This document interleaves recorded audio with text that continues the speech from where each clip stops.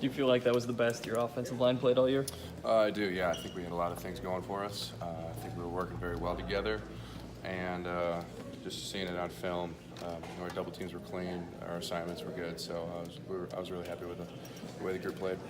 Ben, you guys have been saying, and yourself, kind of one of the main ones, talking about the development of the O-line. We saw 8 reserves get in there behind the 5 starters. What have you seen as just in terms of the development of not only starters but the depth behind it? Yeah, I mean, we've been saying it all year that we've all gotten a lot better. I know we always focus on the 5 starters, but everybody has been, and then being able to rotate some guys into the game, and as you saw, we never skipped a beat. Things were just still rolling, so that was really nice to see. What have you seen specifically? I mean, we saw Chubb, Jalen, Phillip. I mean, a lot of guys got in there. What have you seen specifically out of them?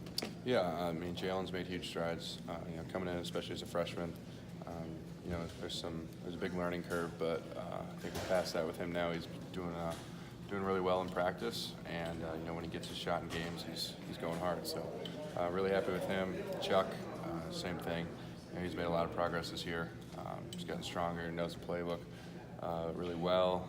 He can execute things. So I'm happy with just about everybody that's going out there. James Hudson's making great strides as well.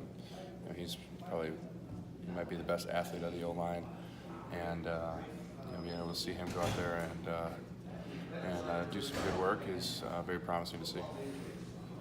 As someone who had a learning curve themselves, transitioning to guard, have you realized yourself in more of a leadership role in talking to those younger guys? Yeah, I mean, I think that just comes with experience and just age. But I'm there to help Chuck and there to help the guys that that go in, and then whatever I can do to help somebody is I'm fine doing that.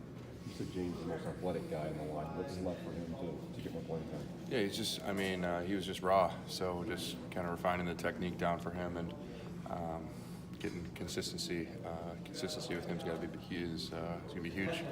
So I think if we can clear those 2 things up, I mean, the sky's the limit for him. How's this year different for you? Especially now that you are in a leadership position. How do you, both on the field as well as behind the scenes? How's this different? Yeah, it's a little different. It's a little different from last year. Being like one of the leaders on the line is different than last year. Because we had Mason and we had Kugler, and those guys were seasoned in there. And now that it's my time to step up and be the leader of the room, they prepped me well. They showed me how to do it. So it's just you just got to work hard and show everybody what it takes to succeed, and then just be there to help. That was the biggest thing that I took out of being a young guy with some great older mentors was just the way that they had helped people. So that's what I've been trying to do. Tight ends, obviously an extension of the offensive line. How would you assess what Zach Gentry's doing right now? Yeah, Zach's really versatile for us, and being able to have someone of that size go out there and run routes and catch balls for us, and then also be able to come inside and block well. He provides a pretty unique tool for our offense. Who impressed you most last week of your peers? Obviously, Ben Mason had a great week with 3 touchdowns in the goal line. I think he's really making some strides with, learning how to hit that goal line hole. Caesar did an excellent job inside, communicating the calls, getting everything set. I haven't really dissected it to see who stood out to me, but top of mind, those 2 guys did pretty well. Did you realize Ben Mason is a different type of guy, whether that's weight room, off the field? When did you find out? It was pretty early. He's got a unique personality. He's incredibly strong. He came in being one of the strongest guys on the team, so he had a few unique things going for him early. So that obviously brings some attention to him, and then he's just he's a funny kid. He's a great kid, and then football-wise, he's really a high-effort guy. That's he'll give everything he has on each and every play. So playing with him, I absolutely love it. What's it like in a workout with him in the weight room? It's nothing really. He's just a normal guy. you know, he's just really serious about everything, takes things seriously, does things the right way, and you know, that's just, you know, everyone just always likes to make the joke about like his voice, and he just has a different, you know, he's got a unique voice to him, and everyone likes to mimic it just because you can, but he's just a normal guy. You know, he's one of my good friends on the team, and you know, he does things the right way.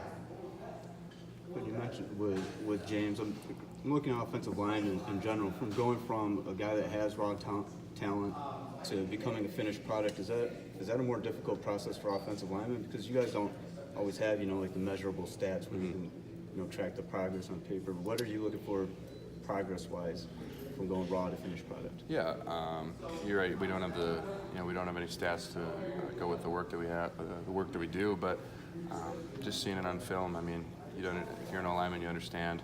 You can see what you're doing well, what you're not doing well. You know, James is obviously, like I said, an outstandingly athletic kid.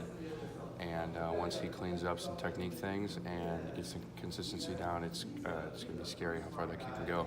But you know, measurables, you can't really measure it, but you can see it every single day when he's making progress, and he's made a ton of progress. You know, if you were to watch film from this spring all the way up to now, it's night and day. So we're very pleased with the way he's coming along.